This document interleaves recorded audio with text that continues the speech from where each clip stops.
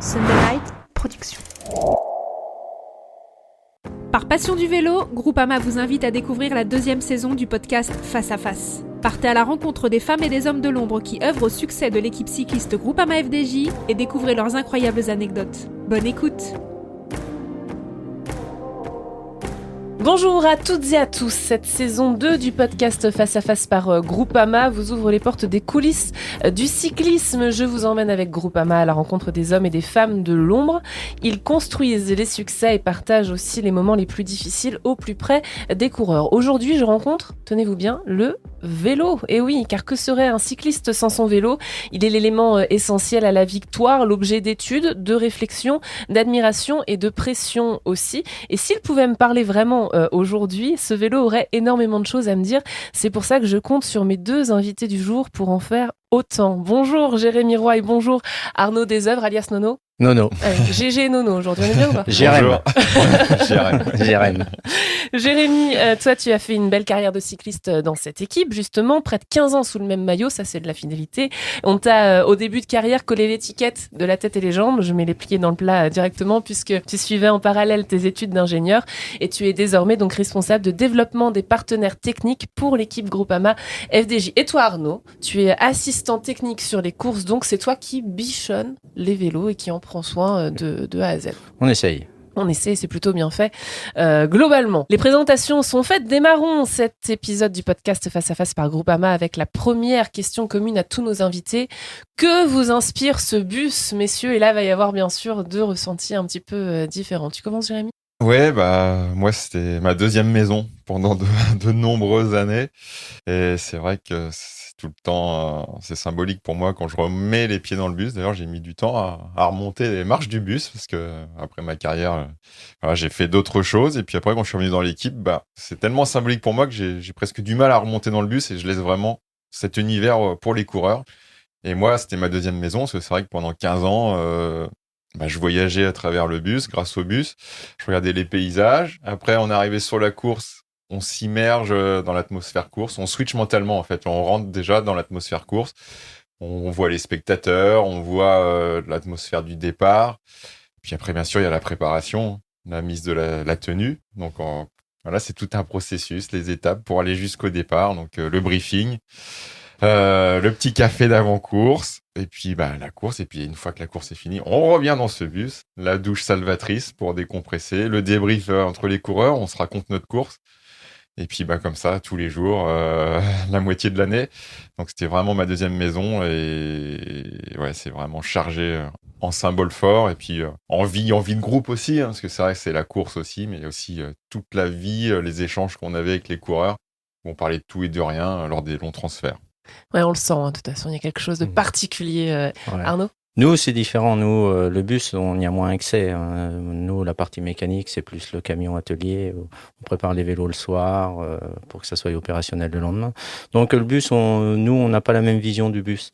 Sur vous les avez départs... votre bus à vous, en fait. Ouais, nous, on a notre bus à nous, c'est le camion atelier. Et quand on arrive au départ, on monte pas dans les bus, on prépare les vélos pour que les coureurs puissent aller signer et puis prendre le départ de la course, quoi. Donc, nous, on a une vie différente, un petit peu différente du bus. Un peu au pied du bus. Ouais, nous, on est plus au pied du bus à boire notre petit café avant qu'il parte, et puis après ça, on a une cafetière en bas. Et nous, on le voit différemment, le bus. Essentiel, en tout cas, Ouais. le café. Café. On l'a bien entendu. Mais pour beaucoup de personnes aussi. c'est pas faux. Jérémy, est-ce que tu peux nous expliquer ton poste, donc ta reconversion aussi ? Je vais attaquer par une question. J'ai parlé de tes études. Est-ce que c'était dans un coin de ta tête, quand tu avais ta carrière de cycliste et tes études en même temps, de continuer comme ça en développant quelque chose toujours autour du vélo ou pas du tout ?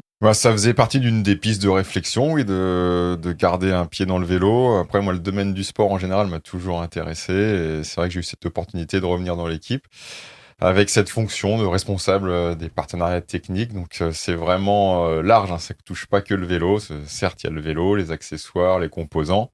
Mais ça touche aussi au textile course, textile civil, le casque, et puis divers accessoires qui sont là pour toute l'équipe, pas seulement pour les coureurs, pour le staff et tous les intervenants. Par contre, c'est vrai que ma formation initiale scientifique, je suis content de l'avoir faite parce que c'est vrai que j'accompagne les nouveaux développements matériels et les nouveaux projets avec nos partenaires. et d'être en relation avec les bureaux d'études. Ça, c'est la super partie de mon job.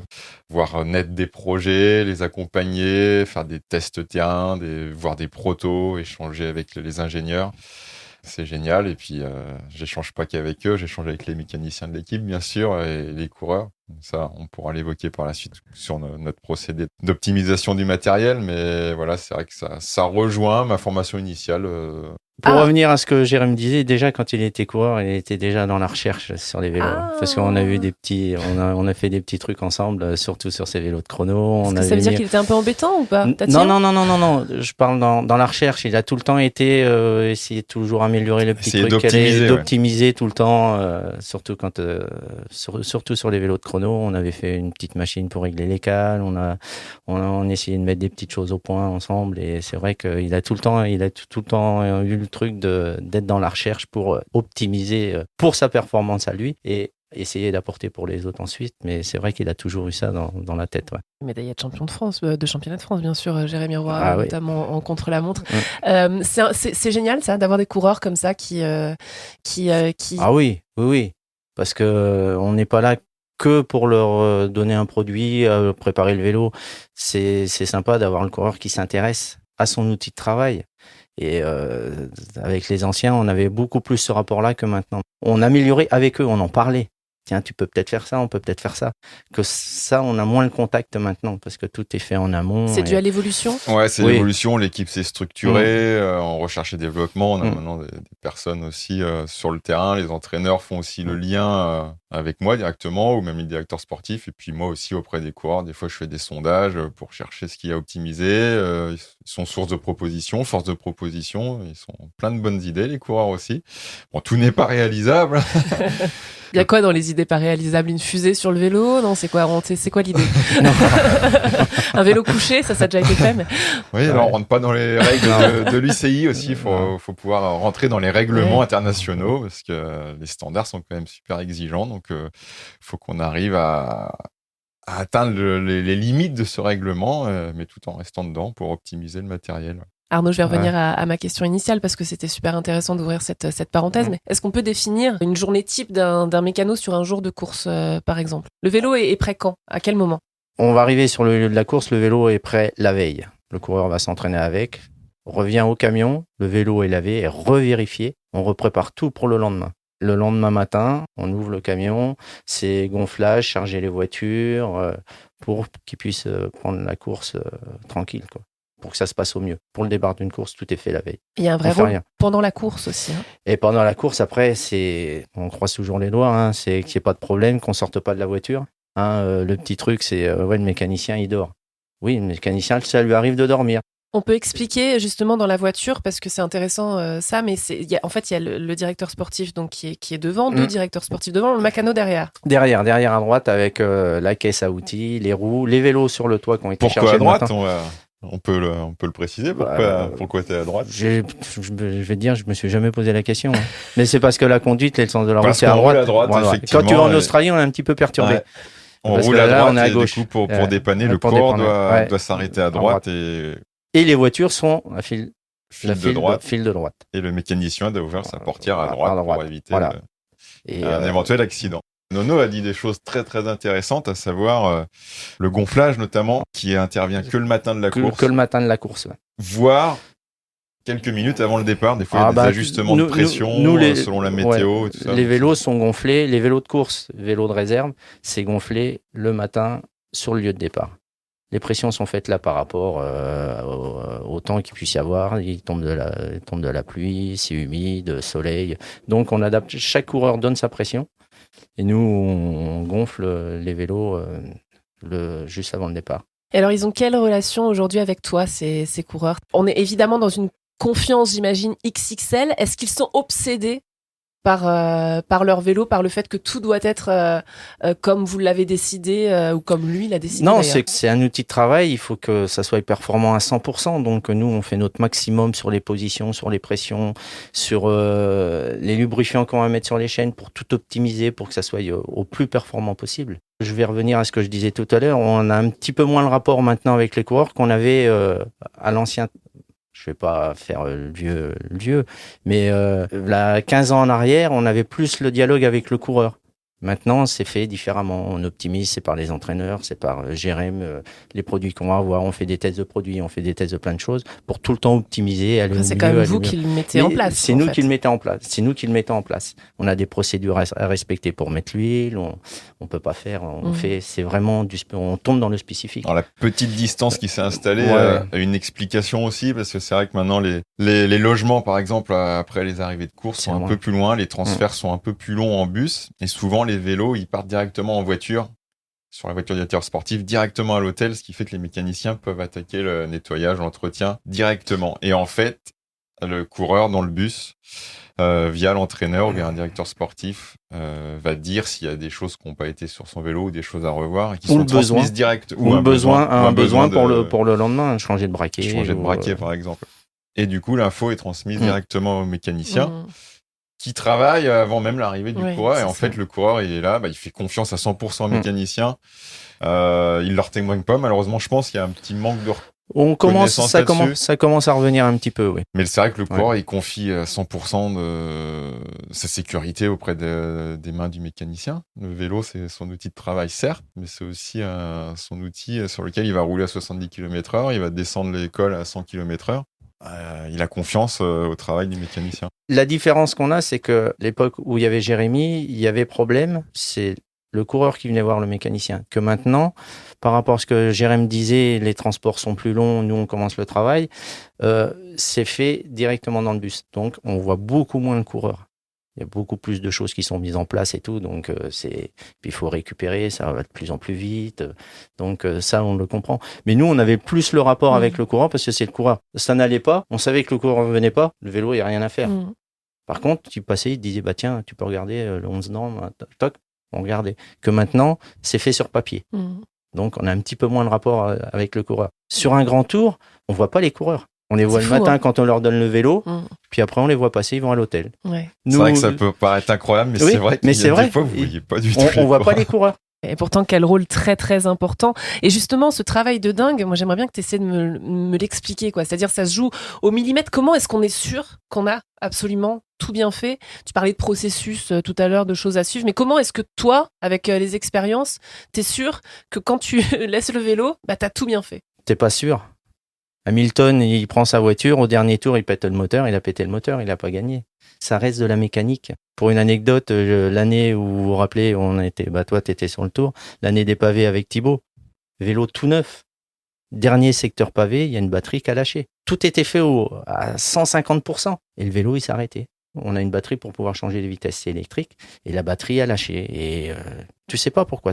Tu fais tout à 150%, mais t'as toujours un petit pourcent qui est...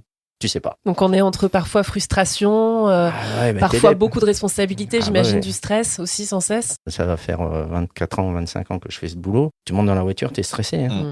Tu peux pas dire je suis champion, j'ai tout fait, il peut rien m'arriver. C'est impossible. Ça peut être casser une chaîne, ça peut la batterie, ça peut être un dérailleur qui s'arrête, ça peut être une crevaison, ça peut vous avez une telle responsabilité entre les mains. De toute façon, c'est vrai que vous êtes sous pression. Tu peux pas faire ce travail en se disant voler, c'est qu'un vélo. Non. Maintenant, il y a plein de choses. C'est un truc de fou, quoi. Pour éviter cet aléa, les vélos sont quand même scrutés. Ah oui, tout est dépouillé, tous les soirs, on vérifie. Les pneus, ils sont tous nettoyés, scrutés. S'il y a le moins de petites coupures, ils sont changés. C'est changé, on veut pas prendre le risque. Puis on n'a pas le droit de prendre le risque. Ouais, c'est ça. Une coupure sur un pneu, sur un boyau, tu peux pas dire ça ira bien pour demain. On peut plus en tout cas. On peut plus parce que moi je me rappelle à l'époque une petite coupure, on mettait un petit coup de colle dessus, hop, c'était reparti pour le lendemain. Que maintenant tu peux plus ça. C'est fini. Jérémy, Arnaud a fait une comparaison intéressante avec la Formule 1 notamment. Est-ce que toi tu la trouves pertinente et légitime à la fois avec ta position aujourd'hui, mais aussi ton passé de coureur? Est-ce qu'on est dans la même comparaison entre l'homme et l'objet, j'ai envie de dire, entre le rapport entre l'homme et l'objet? Oui, parce qu'on a déjà les mêmes outils de développement pour le matériel. On fait aussi, nous, des études numériques pour tout ce qui est aérodynamique, des études en soufflerie pour aussi confirmer les études aérodynamiques. Il y a une histoire de rigidité, de poids, c'est tout ce qu'on retrouve en Formule 1. Après, il y a un peu moins d'électronique embarquée, un peu moins de capteurs, même s'il il commence à y en avoir beaucoup sur les vélos, avec les capteurs de puissance, notamment. Maintenant, la Et vitesse mise à en jour, GPS. mise à jour des dérailleurs. Les dérailleurs électriques et Mmh. électroniques, effectivement. Donc, on s'y rapproche fortement, oui, de la Formule 1, c'est sûr, dans beaucoup, beaucoup d'aspects. Et puis, même d'un point de vue de l'organisation, Dans point de tous vue les domaines, mécanique, c'est- entraînement, nutrition, directeur sportif, et des nouveaux postes qui se sont créés au fur et à mesure. Ouais. De la nouveauté, justement, on peut peut-être parler de 2024. On va se recentrer sur ce qui nous intéresse, l'équipe Groupama FDJ, qui voit Willier arriver après son partenariat emblématique avec la Pierre. Qu'est-ce que toi, Jérémy, ça t'a fait changer, notamment là, on parle de l'étude justement du développement du vélo. Là, on est en plein cœur du sujet. Je sais pas, je te laisse dire ce que tu as envie de nous dire, aller aux confidences, nous donner le plan A, le plan B, le plan Z, comme tu veux. Oui, c'était un gros dossier à gérer, ça, l'avenue du nouveau partenaire SICK, donc avec Villiers. Pour qu'on parte avec eux, il fallait qu'on ait des certitudes d'un point de vue du matériel. Et donc, on est passé par une phase de test, donc notamment des tests aéro, un peu de tests terrain. Et ils se sont avérés plutôt très bons. Donc, c'est pour ça aussi qu'on a pu partir avec eux.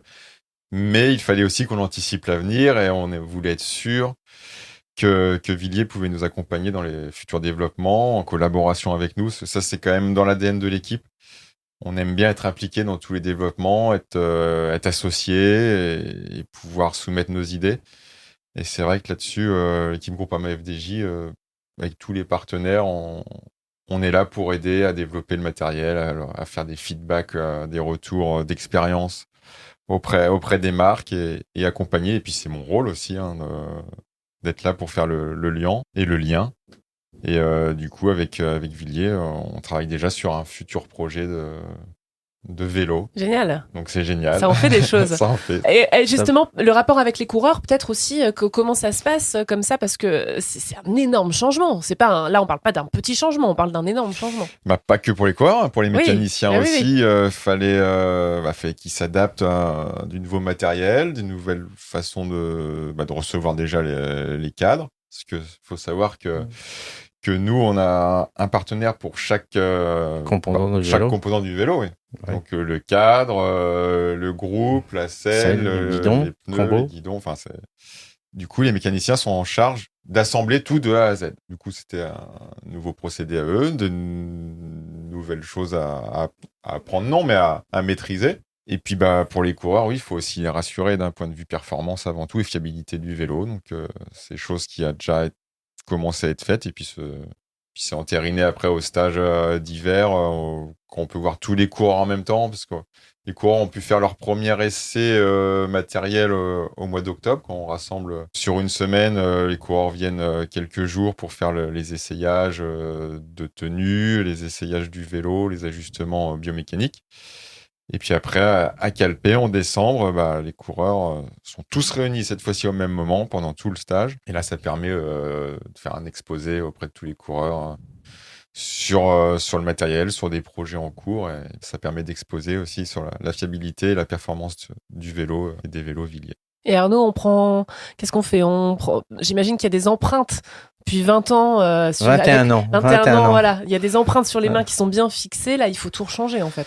Ouais, mais bon, après, ça fait partie de notre travail aussi. Ouais. Nous, ça a duré 21 ans avec la Pierre. Là, on passe Villiers. Bon, on s'adapte à Villiers.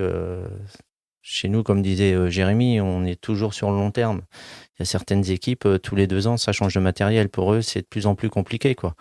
Donc, que nous, là, si on est parti sur du long terme, on sait que la première année, déjà les premiers montages, il va y avoir une petite adaptation pour voir comment on peut monter, pour que ça aille au mieux possible, qu'on soit le moins embêté. Les petites astuces, s'il y a un petit problème, c'est de recommencer ce qu'on a fait là, 21 ans avec la Pierre, quoi. C'est toujours des petits... Mais bon, ça se passe relativement bien quand même. Là, on a fait les montages de vélo. C'est simple, ça reste après ça reste la mécanique, hein, mais il faut avoir les petites astuces pour pouvoir justement gagner du temps. Surtout un soir de course, t'as une chute, t'as 2 vélos qui sont cassés, tu sais que le soir t'as 2 vélos à monter, tu te dis On va passer combien de temps encore? On va finir à quelle heure? Donc, il faut anticiper tout ça pour pouvoir gagner le plus de temps possible et puis d'être serein quand ça arrive, quoi. Pour justement gagner du temps et puis qu'on soit tranquille. Après, ce qu'il faut préciser, c'est quand même que le travail du mécanicien a évolué au fur et à mesure des années. Hein. On est quand même moi, j'ai plus connu au frein à patin avec câble extérieur.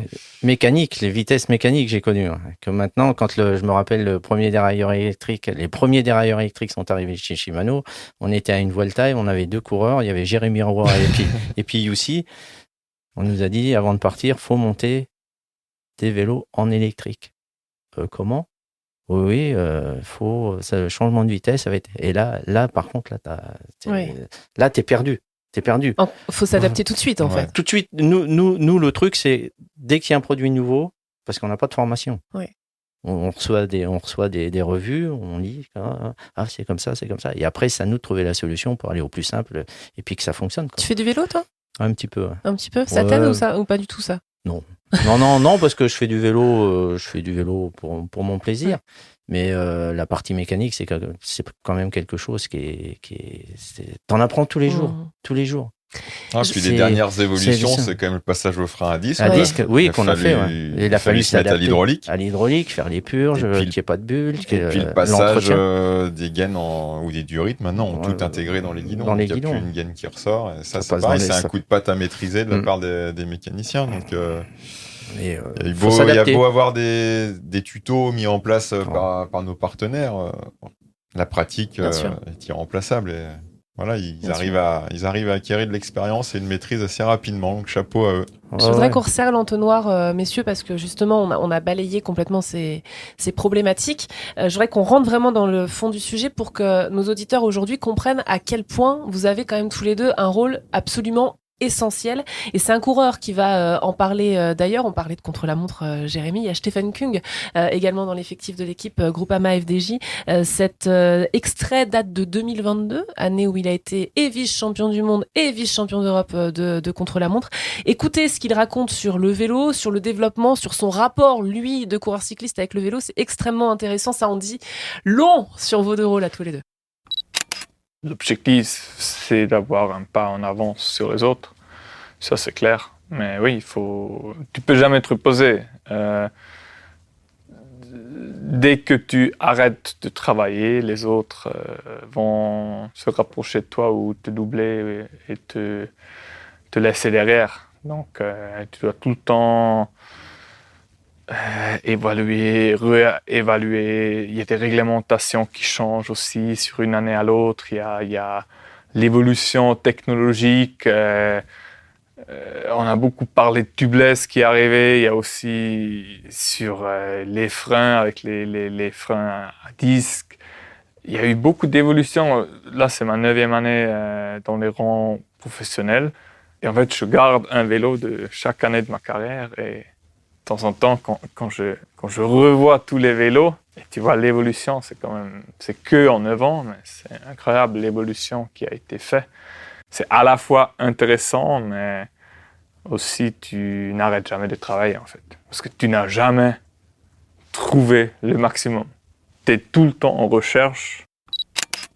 C'est incroyable parce que c'est une pression en fait permanente. Ça revient à ce que je disais, c'est de la Formule 1. Il n'y a jamais de fin. Jamais. Tu peux tout le temps améliorer, tout le temps. Mais il faut trouver les bons concepts. Il faut jamais s'arrêter. Ouais. Tu peux jamais t'arrêter. Et en plus, c'est une pression sur tous les échelons, j'ai envie de dire. C'est ça le truc, c'est que c'est une pression sur toi, Jérémy, sur toi, Arnaud, sur le coureur derrière qui est tout le temps en train de réfléchir. Pression, c'est pas forcément négatif quand je le dis. Non. C'est un élan qui en fait ne s'arrête pas à tous les étages. Oui, mais après, c'est aussi de la pression, plus au sens négatif cette fois-ci, dans le sens où moi, je me dois de fournir aux coureurs le meilleur matériel possible par rapport à la concurrence. Comment on fait alors ? Faire mes choix de partenaires, même si nous, on aime bien travailler dans la durée et faire justement ces fameux développements. Donc, comment on fait ? C'est à nous aussi d'avoir un œil sur l'extérieur, d'avoir un esprit critique, de sonder les coureurs aussi, d'avoir leur avis. Stéphane est est très bien positionné dans l'équipe pour ça, parce qu'il a un retour très très fin du vélo, des sensations qu'il a sur le vélo, ce qui pourrait être optimisé notamment pour le vélo de chrono. C'est vrai que ça, c'est un bonheur de travailler avec lui, parce qu'il il arrive à retranscrire pas mal de choses qu'il ressent sur le vélo. Et puis c'est à nous aussi des fois d'être force de proposition auprès des partenaires pour les chambouler dans leur calendrier de développement, parce que généralement un partenaire, quand il sort un vélo, c'est pas pour le changer l'année d'après. Il y a quand même de gros enjeux commerciaux qui sont liés auprès des partenaires, donc il faut quand même amortir les coûts de développement. Donc à nous aussi de bien ficeler nos projets de développement. Donc c'est pas une mince affaire. Faut à la fois jongler entre la pure performance, l'aspect commercial lié aux marques, l'aspect marketing et puis l'aspect mécanique aussi. Et que ça soit irréalisable. Ouais, ça ressemble à un beau casse-tête tout ça. Ouais, que tout se complète. Que ça soit qu'on puisse monter, qu'on puisse... tout est fait en fonction que ça fonctionne, quoi. Mais la grosse partie, c'est que ça soit irréalisable. Des fois, on peut s'arracher la tête vite fait. Bon, après, ça fait partie du jeu aussi. Hein. On est là pour ça. On en parle. Tu penses que oui, non. On fait amalgame de tout. Et puis, on essaye que ça soit au plus à la demande du coureur. Je vais revenir sur le contre-la-montre tout à l'heure, mais ça me donne une question en tête. Est-ce que justement, une équipe bien organisée développe bien son vélo, ou une équipe mal organisée développe mal son vélo? Est-ce qu'il y a vraiment un lien comme ça, parce que vous parlez de discussion, de lien, de compréhension globalement? Est-ce que est-ce que le vélo dit tout de l'équipe presque? Oui, moi je pense, oui. S'il y a une bonne cohésion de tout le monde, je pense que le vélo, il sera... Tu peux pas faire un vélo sans personne. Pour qu'il soit performant, il faut que tu aies des gens qui soient à l'écoute, il faut mettre les fonds nécessaires pour pouvoir développer quelque chose de performant. Sinon, tu peux pas. Si tu as une équipe qui dit nous on a fait un vélo de chrono, c'est comme ça, oui, peut-être t'as un très bon vélo, t'as un bon vélo. Et nous, ce qu'on recherche, c'est d'avoir un très bon vélo. Donc il faut la cohésion de tout le monde. Sinon tu peux pas le réaliser. Jérémy peut nous proposer des choses. Si nous, peut-être que t'auras un bon vélo, mais il sera pas très bon. Par contre, quand il y a la cohésion de tous, t'avances dans la performance. Et là, tu as des recherches qui sont faites pour que ça soit quelque chose qui roule très vite. Et si tu n'as pas ça, tu ne peux pas le faire. J'ai une autre question sur le contre-la-montre, justement, parce que c'est vrai que sur route, sur les courses en ligne, donc avec un départ en peloton, le vélo a son impact, mais alors en contre-la-montre, évidemment, encore plus. Contre-la-montre, c'est l'effort solitaire, bien sûr, contre-la-montre, comme ça s'appelle. Est-ce que vous vivez particulièrement les victoires comme les défaites en contre-la-montre? Est-ce que vous avez une pression supplémentaire à la pression que vous avez déjà? Plus. Est-ce que, Dans la voiture, plus. Ouais. Moi, j'ai suivi beaucoup de chronos avec beaucoup de coureurs. Un souvenir? Ouais. Et... Tu en as un de souvenir? Ouais, j'ai suivi des chronos avec Bradley Wiggins, Jérém, Thibaut. Dès qu'il y a de l'enjeu, dès qu'il y a un gros enjeu. Dès qu'il y a de l'enjeu, moi, je vois un chrono de 40 km, je descends de la voiture, c'est comme si j'avais fait un Paris-Roubaix, quoi. C'est beaucoup plus court. T'es dans la voiture, t'as un stress permanent. T'as pas le droit à l'erreur. On n'a jamais le droit à l'erreur. Mais le chrono, c'est pire. C'est pire. Faut rien qu'il arrive. Faut rien qu'il arrive en accident. Mais c'est vrai qu'en termes de matériel, on doit aussi faire des bons choix. Maintenant, on se rend compte aussi que selon l'exposition au vent, selon le profil du parcours, on va faire des choix matériels différents. Alors, pas le cadre, mais des composants, des roues qui vont être différentes pour aller chercher une meilleure performance. Donc ça, c'est de la simulation, c'est du test. Gros travail fait aussi par les entraîneurs pour essayer d'aller chercher la meilleure performance possible en adaptant justement ce qui est possible d'adapter.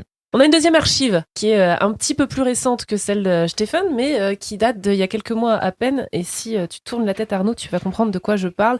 Valentin Madoise, champion de France l'année dernière en juin. On va écouter ce qu'il raconte justement à ce moment-là et ce qu'il raconte surtout de ce qui se passe à la fin de son championnat de France. Donc j'arrive au dernier tour et j'avais aucun problème sur chaque pavé, en tout cas aucun problème mécanique. Et puis bizarrement à ce moment-là, je me dis j'espère que je vais pas dérailler ce tour-ci, c'est le dernier. J'ai passé la course sans encombre, donc maintenant faut que ça passe. Puis comme par hasard, de toute façon c'est toujours dans ces moments-là, on a toujours un problème. Donc il se trouve que je vois que ma chaîne tombe derrière mon petit plateau, donc elle est complètement bloquée, c'était impossible de la relever. Donc j'essaye de rester assez calme, je regarde ma roue, je me dis c'est pas possible. Et puis là, je me retourne, je vois la voiture qui me suivait, chose qui était assez rare parce que je pense que c'est le seul tour qu'elle nous a suivi ce tour-là. C'est qu'il y avait suffisamment d'écart pour qu'elle puisse être derrière nous. Donc je vois la voiture et je me dis bon, super, elle est là, je vais pouvoir m'arrêter. Donc je me suis arrêté à la sortie des pavés pour être sûr de pas redérailler une deuxième fois. Et la voiture, le mécanicien est sorti très vite. Il a pris le vélo, je pense, le plus vite possible. Et il m'a poussé après le plus fort possible pour que je reprenne de la vitesse et perdre le moins de temps possible. Son rôle, il est hyper important, c'est parce que c'est un rôle qui lui, il a un rôle clé dans la course, parce que s'il se loupe, il peut, moi, me faire perdre la course, mais aussi faire perdre la course à toute l'équipe. C'est ça qui aurait été très difficile. Et donc, faut essayer de pas penser au négatif, de penser à son travail, et c'est un rôle, qui est primordial, nous, pour la performance, mais aussi pour la performance collective et la performance même d'une course, d'une saison et d'un objectif. Donc c'est des rôles sous stress. C'est aussi pour ça que c'est des mécanos qui ont de l'expérience souvent, qui sont dans les voitures sur les grosses courses, et c'est ce qui permet de faire la différence. Très intéressant. Il était en tête, bien sûr, Valentin Madouas, quand ça lui arrive. Comme je disais tout à l'heure, tout se passe bien. Et là, au dernier tour, et la bonne étoile, la voiture est derrière, alors qu'il n'y avait pas de lieu d'être qu'elle soit derrière. Et puis il y a l'œil du mécanicien aussi. J'ai vu. Il y a un automatisme qui est là. Un petit geste qui peut paraître, je peux pas dire anodin au grand public, parce qu'il a sûrement fait le. Je voyais. Faut percuter vite. Je regarde la bonne décision. Voilà, aussi. je regardais, je savais où il y avait le vélo sur la galerie, puis je le voyais, il pédalait plus. Je dis à Benoît, il y a un problème, et on change le vélo tout de suite, quoi. Valentin dit quelque chose de très intéressant. Il dit qu'il compte sur ton sang-froid aussi à ce moment-là. C'est-à-dire que lui est déjà en train de gérer sa propre panique, et il dit en fait qu'il sent que tu gères aussi ce moment-là, en fait. Ça, Jérémy, c'est très important. Il dit oui, c'est très important pour le coureur, en fait. Ouais, après, ça fait partie de notre travail. Il faut être opérationnel tout le temps. Tout le temps. T'es dans la voiture, de toute manière, on le voit au départ d'une course. Vous pouvez nous croiser, on est déjà un peu dans notre bulle, on est un peu différent de ce qu'on est, par exemple, comme on est là, comme on peut se voir le soir à l'hôtel pour discuter.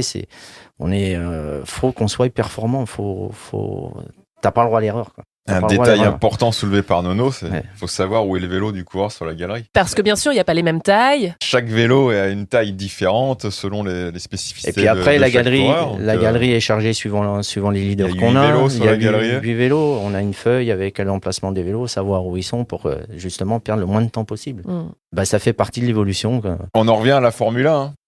Le passage au stand, faut qu'il soit le plus court possible. Il faut que ça soit le plus rapide possible. Et bien souvent, les meilleurs dépannages sont faits quand t'as pas le stress. T'es dans la voiture, t'es dans le flow, comme on dit. T'es dedans, t'es dans tes focus. Il y a un stress, mais t'es pas à te dire, je suis comme ça, qu'est-ce qui va se passer. Non. T'es dans ton truc et ça se passe. Dans la maîtrise. Dans la maîtrise, oui. Il faut, je vois encore Fred raccrocher le vélo. Je dis non, c'est pas comme ça. Limite, je le mets dans la voiture, je raccroche le vélo, toc, on repart. Ouais. Mais c'est quoi, c'est l'expérience qui donne ça? Ouais, mais je pense que c'est pour tout le monde pareil. Ouais. On est tous pareils. Dès l'instant qu'on est dans la voiture, on n'est plus pareil. on est différents. Ouais. On est dans notre monde à nous. Bien sûr. Le coureur est dans son monde et nous, on est dans notre monde. J'ai quand même une anecdote sur un changement de vélo. Allez, on y va, Jérémy. C'est ça. Tour de France, changement de vélo lors d'un contre-la-montre, parce que le contre-la-montre était difficile. Donc au début, le coureur partait avec un vélo de contre-la-montre. Après, il basculait sur un vélo de route parce que le final était plus escarpé. C'était pour Thibaut. Et Nono, il avait beau être dans le flow et être serein. Malheureusement, sa cheville n'a pas supporté le changement de vélo. Et ça lui a valu de rentrer à la maison. Malheureusement, il a dû quitter le Tour de France. Non. L'avant-veille, à Salanches. Mais non, Arnaud, mais c'est terrible. Ouais, je me suis arraché. Je me suis tordu la cheville, quoi. Juste avant que Thibaut ait le vélo ou après? Non, malheureusement, Thibaut était pas là. On avait fait un stage avec à la reconnaissance. À la reconnaissance, ouais. On avait fait un stage bien avant. Et puis on avait préparé un vélo de route justement pour faire la montée de Domancy. Donc on avait tout préparé un mois avant, savoir où on allait changer de vélo pour perdre le moins de temps possible. Il y avait Yvon qui était là, il y avait Julien, on était tous les trois avec Thibaut. Et puis Julien Pinot. Oui, et puis on prépare tout, on se changera là, on fait comme ça. Bon, tout était nickel. Tout était nickel. Et puis arrive malheureusement Thibaut avait abandonné le tour. Et puis quelques jours avant, Julien Pinot me dit est-ce qu'on peut préparer le vélo pour Seb Rachenbach? Et le matin, on ira faire des tests, voir les mêmes tests qu'on a fait avec Thibaut. Je dis oui, il n'y a pas de problème. Donc, je prends le vélo à Thibaut, je le mets aux côtes de Seb, et puis nous voilà partis. Et puis, on fait le premier changement à Domancy, et puis on en fait un, on en fait deux, on repart. Et puis, dans la deuxième côte, après Domancy, ils disent, bah tiens, on prévient Seb, on va refaire un changement. Je dis oui, pas de problème. Et puis, on prévient Seb, on lui dit à tel endroit, on s'arrête, on dit à tel endroit, on va changer. Ouais. Et puis là, je change de vélo et en revenant à la voiture, il y avait un petit dénivelé sur la route de goudron. Et puis j'ai mis la cheville sur le côté du dénivelé et j'ai fini à la maison 3 semaines de plâtre. Aïe, aïe, aïe. Fin de Il a tour. dû quitter le Eh tour. ouais, métier à risque. Ça arrive. Bien sûr, Ouais. bien sûr. Des mécaniciens qui sont roulés sur le pied sur les dépannages par d'autres voitures, ça arrive aussi. On va finir sur une note positive. Non, mais Qu'est-ce que t'en penses, ça fait partie du travail. Oui, bien sûr. Ça fait partie C'est du des risques travail. du métier. C'est Exactement. des risques. C'est beau des comme risques. vous dites ça avec le sourire. J'ai une question de fin commune à tous les épisodes, et là j'espère que vous êtes prêts l'un et l'autre. Quelle est la course qui vous fait vibrer, celle que vous adoreriez gagner d'ailleurs, c'est bien plus français. C'est le tour. On a besoin de regagner sur le tour. Voilà. Bah voilà. Je suis d'accord. Le tour ou une étape du tour? Les deux. Les deux. Les deux, c'est. On va commencer par une étape et après on ira Ouais. chercher le tour. Ça restera le tour. Eh oui. Tout le monde dit la plus belle course du monde.